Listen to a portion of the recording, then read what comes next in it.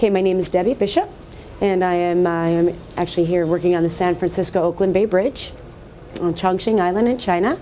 Today we're going to go on a tour of the island, and right now our first stop is going to be the ZPMC Ferry.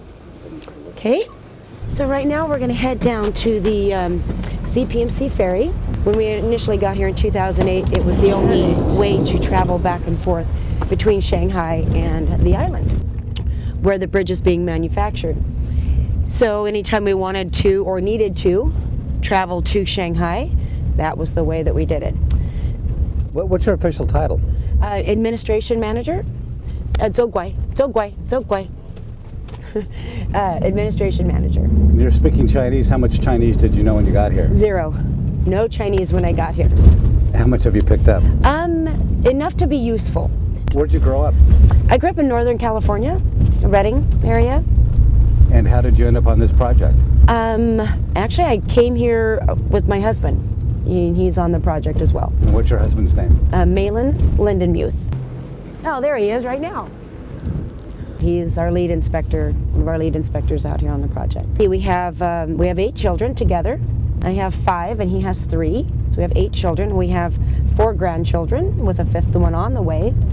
And most of them are grown, have families of their own, and the rest live in Southern California and Northern California. None of them are here. And along with the 8 kids, most of whom are grown, you're kind of the matriarch, I'm told, of everybody here on the island. Right, so I have more than 8 kids. If you count the ones that are here on the island, I have several young men that I consider my children as well. So. And those are the people from India? India, America. I would say the majority of our inspectors. The core group, mostly the initial people that were here, the ones that where we all lived on the island together, worked on the island, did everything together on the island, because after about 5 o'clock at night you couldn't leave the island. It was the ferry. There was no tunnel at the time. We're at the dock now. This is where they came. They would get on a ferry on the other side of the river, and they'd take a ferry. It's about 20 minutes in good weather, on a 20-minute ride, and they would bring that over here.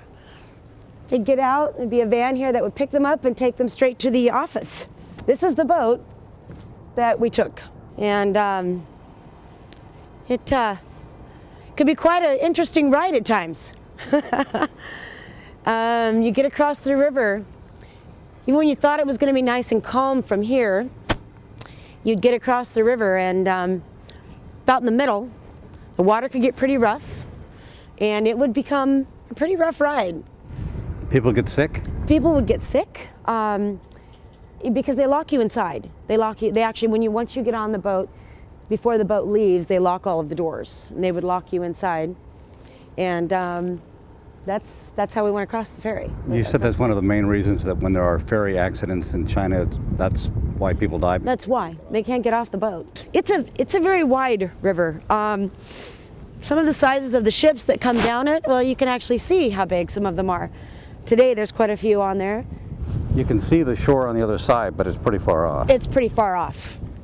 It doesn't look that far, but if you're on that boat in nasty weather across this river, it's pretty far. And these are the regulations of the ferry. Some of these, I found this to be quite interesting, if you can read any of that.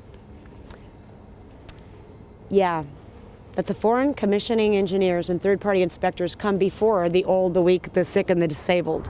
Oh, the important before everybody else. Right, right. Is that a pretty common attitude in China? Pretty common attitude in China. And now we are going to take a stroll down memory lane. We're going to take you to the hotel, which is where we lived when we all moved to China. Hi, ni hao. This is Chin. Hi, Chin. He's our driver. So this is the jihui.